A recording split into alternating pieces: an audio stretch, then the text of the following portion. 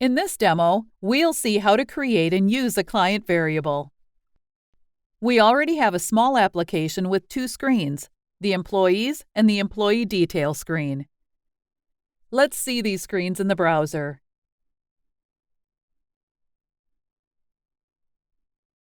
Clicking on one of the employees' names, we can see more detailed information and also edit that information. After editing it, the information can then be saved in the database. Now let's go back to Service Studio and start working with client variables. To add a client variable, switch to the Data tab. We can add new and find existing client variables under the folder with the same name. We already have here the user client variable, but let's create a new one. This new client variable will be used as a search keyword in the employee screen. Now on the employee screen, let's add an input and bind it to the client variable we just created. Binding variables to inputs can be easily done by drag and drop.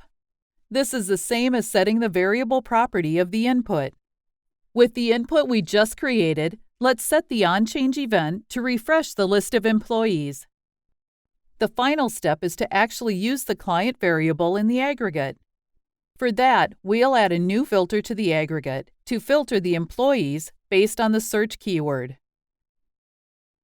This expression will filter the results based on the employee name, surname, occupation, city, state, and country.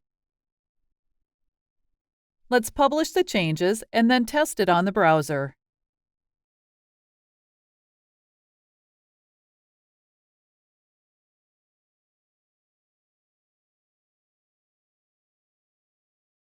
Setting a search keyword will immediately refresh the list of employees.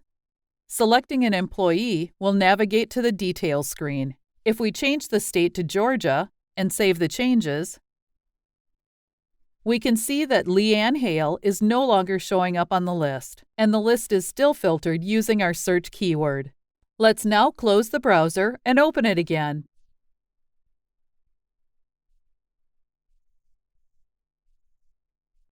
As we can see, the search keyword is still set even after closing the browser and opening it again.